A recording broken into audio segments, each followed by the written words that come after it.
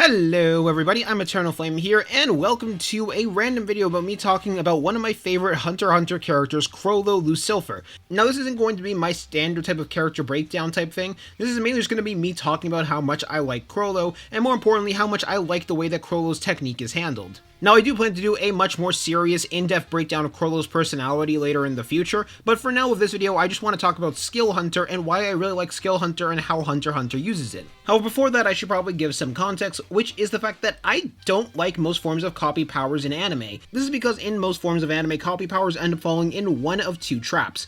The first trap they usually fall into is the character is displayed to have a copy ability and they only use it like once or a couple of times. They barely use it throughout the manga, and they just end up using their original abilities. I'm looking at you, Kakashi and Sasuke. Now I do want to note, I am fully okay with a copy character having their own original abilities and developing it. In fact, I like when that happens, but at the same time, I like for the copy aspect of their ability to be put more on display. Or there is the second trap that they end up falling into, which this second trap they fall into is that they have copy abilities and they end up just doing exactly what the original person would do. They don't add anything unique to it, and it kind of just bums me out in most shows. This is because I'm a huge believer that a technique itself is not strong on its own, but it's rather the person who uses it, and every person has a different utilization of it. So even if it's the same power in two different people's hands, I do believe that the power can have different applications, and someone else can make it better or worse. However, this is the most common flaw that I see most copy abilities fall into, where they end up copying an ability and just using it the exact same way the original user utilized it, rather than improving it in any way, shape, or form. Now sometimes it is part of the narrative or ability nerf itself, where they can only use it in the original way and copy the original movements, which if that's the case, I actually end up liking it more because it doesn't establish limitation for such an overpowered ability. But if that's not established, and they just have the ability without any of those limitations, I feel like they should at least use it in a different way, in a more creative way. However, Chrollo doesn't fall into any of these traps, where not just his copy ability have some very interesting limitations where we can see him work around it and get those abilities in battle, like what happened when he was battling against both of the Zoldycks, but at the same time, he ends up using them in so creative ways that the original user didn't utilize them, or in combination with other abilities as well. Now I do plan to talk about Skill Hunter's limitations later in the video, mainly because it really heavily adds to Chrollo's intelligence and how he uses Skill Hunter and just makes him feel that much cooler, but I do want to for now just talk about how Chrollo uses it and how he uses it in such creative ways. Which up first we're going to talk about how he uses Neon Nostrad's ability in order to see into the future. I hope I said her name right, correct me if I'm wrong in the comments, I'm also going to be surprised if she had super fans. Anyways, back to how Chrollo uses it. When Neon originally used it, she couldn't really use it to see into her own future, mainly because it was her own ability and she was fortune telling for other people rather than herself. That, and it also was a restriction that she wasn't able to see into her own future. However, the way that Chrollo managed to problem solve and get around that was instead seeing into the future of the Phantom Troop members rather than his own future in order to see what their futures were like, and since he was related to all of them and friends with all of them, he would be able to figure out his own future from there. It also led into one of the cooler scenes where Hisoka used his own ability in order to trick Chrollo since they had confidence in the future sight ability. Which these scenes not just showed Hisoka's intelligence, but also Chrollo's intelligence. Also considering getting that ability wasn't easy for Chrollo either. We had to see the steps that Chrollo had to go through, friending Neon and manipulating her to answering the questions in order to properly get that ability. So not just did Chrollo figure out how to move around one of the biggest drawbacks, but we got to see the hard process that Chrollo had to go through in order to actually get that ability, and how much he had to work for it, making it feel so much more earned. Now, the next time we see Chrollo use one of his copied abilities is the Fun Cloth when he was fighting against both Zeno as well as Silva Zoldyck.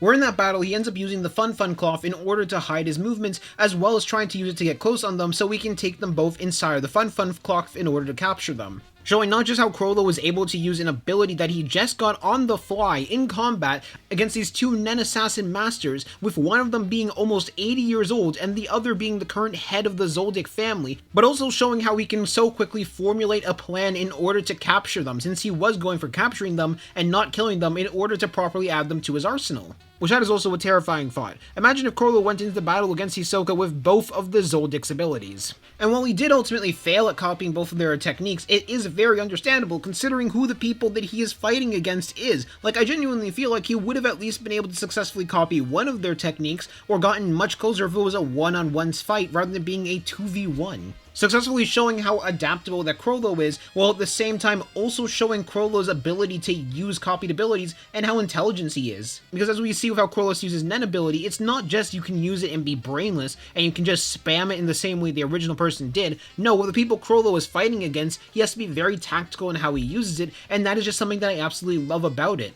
Which I'm going to go over Skill Hunter's limitations and conditions in order to copy a technique before I talk about how this amplifies Chrollo's character even further. Because with most people, copying a technique is rather simple. You either sometimes have to watch someone do it, you have to read their mind, you have to eat a part of their body. Those are the usual ways that copying techniques work, even maybe possessing a person. However, with Chrollo, he has a lot harder conditions, where Chrollo has to A, witness the Nen user he wants to copy his ability, which has a standard copy technique limitation, so yeah, and then there's B, where Chrollo needs to ask a user about their ability and the question needs to be answered. Especially considering this is a world where a lot more people are a lot more tactical. This ain't like Jujutsu Kaisen where someone's going to reveal their cursed technique to get a buff. This ain't like some other show where people are going to talk about their own ability just because they need the viewer to know. No, they're going to keep that a secret because of abilities like Chrollo, if they're at least experienced and worth copying. The third condition, which is one of the hardest conditions, which is getting the person's palm to touch the book itself in order to copy it, and if those were the three conditions, it would be difficult, yes, but it wouldn't be impossible. But then there's the final thing that's added into it, that final piece that really highlights Chrollo's intelligence, but at the same time shows how tricky this ability is, and why Chrollo is the only person who could use it, which is the fact that all these conditions need to be fulfilled within an hour.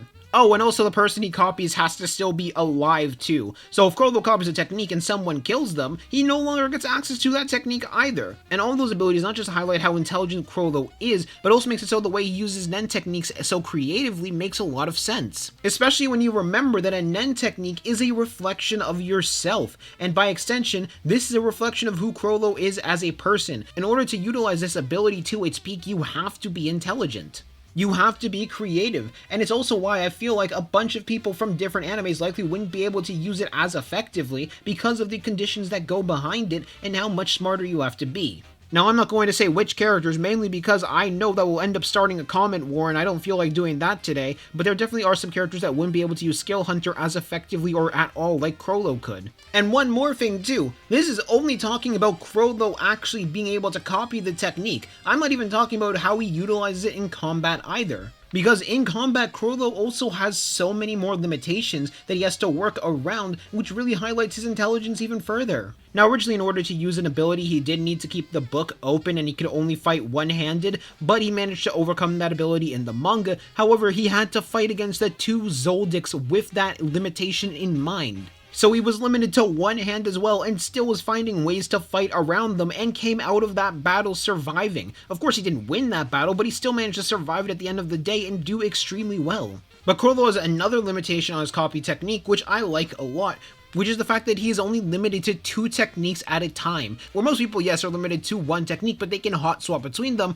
Chrollo himself doesn't really have it be the same way. Instead, Chrollo has to actively go for the book or place down a new bookmark somewhere in the book for that ability. And sure, yes, Chrollo can use 2 Nen abilities at a time. In order for him to do this, he needs to step away from the battle and make enough of a distraction for him to find the right page in the book for him to place a new bookmark down or keep it open to that page. Especially in a verse like Hunter x Hunter, which is so well known for its battle intelligence and people figuring out abilities extremely fast off of just a small clue, most people would likely be able to work around that unless the person utilizing it was incredibly intelligent and able to make sure that this wasn't noticed. And in my opinion, not just do all these limitations make Chrollo so much cooler, but it's the fact that he is still able to excel with all these limitations that most people wouldn't have for their copy abilities. Now, of course, there is the way it is utilized in the battle against Chrollo and Hisoka, but I do want to save that battle for another day of talking, mainly because it deserves its whole other different breakdown, but if you've read that fight, you know how cool it is. However, for this video, I do want to talk about one of the abilities in particular that he uses,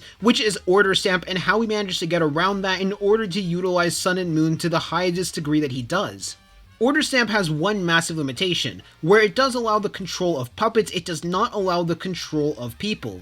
nor does it allow the control of corpses, mainly because the original user did not see corpses as inanimate objects. However, instead of Chrollo just getting a new manipulation ability to control corpses, he decides to use access to one of the abilities he already has. He uses Cortopi's Gallery Fake ability in order to copy the corpses and turn them into puppets and make them count as puppets. A really smart workaround for this ability, especially because he didn't try and find another person he could steal this ability from, and he also did have someone he could potentially ask or try and buy it off of in Illumi. Now of course Illumi would have probably said no, but at the same time there were easy workarounds, and instead Chrollo went the hard way because he was intelligent enough to figure it out. Now, are there other smart ways that it's used in the battle against Hisoka? Yes, but you guys get my point.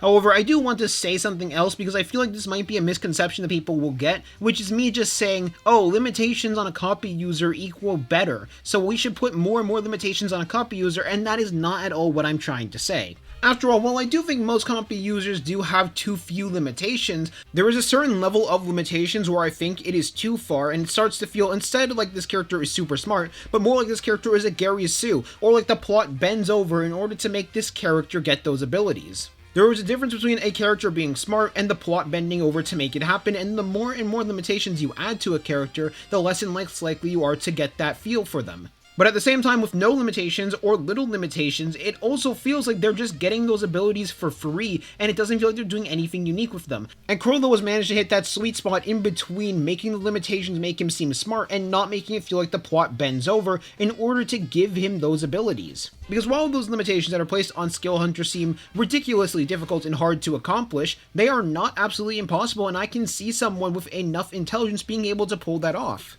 So when limitations are placed on a character successfully, it ends up helping the feel of that character. Limitations aren't really a bad thing. Flaws are not a bad thing, but at the same time, if there are too many flaws, it feels like they're a Gary Stew because they can overcome all these flaws, or just feels unrealistic. But at the same time, if there are little to no limitations, it feels like they barely worked for it. And that's another reason why I love Skill Hunter. For Skill Hunter, it's not Skill Hunter that's making Chrollo strong, but rather it is Chrollo who's making Skill Hunter strong. Both because of the limitations, but also these smart ways that Chrollo is able to use it. He is able to overcome these limitations and at the same time come out as a much better character. Because at least for me, a power on its own is never going to be cool, but it's always going to be the character that uses the power that's going to make it cooler and cooler. And if the character themselves is only strong because of that power itself, and not because they are the ones making that power strong, they're going to seem more boring to me, if I'm being honest. And while there are other character examples of this, Chrollo is the biggest one where I can think of this.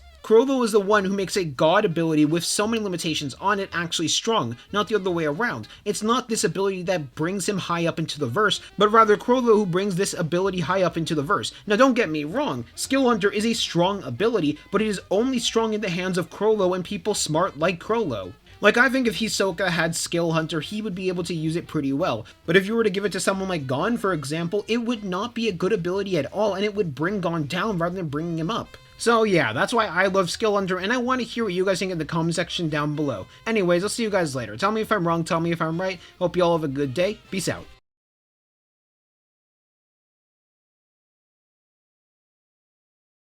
Now up next, I do want to spend some time talking about the sponsor to the channel, Fan Dominion, an old friend of the channel that has a ton of cool anime merch, especially on the JJK side of things, but cool merch overall. And if you're looking for something that looks stylish, something that you can wear out in public and not be called a weeb for, but at the same time be recognized by your friends for wearing something really cool, they have good things in store for you.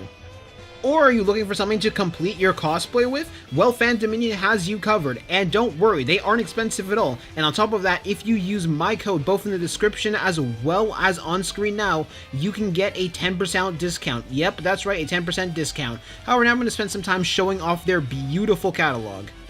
And if you like any of this merch and any of this merch looks awesome to you, remember our code EF10 and you'll be able to get a 10% discount. Anyways, I'm going to see y'all later.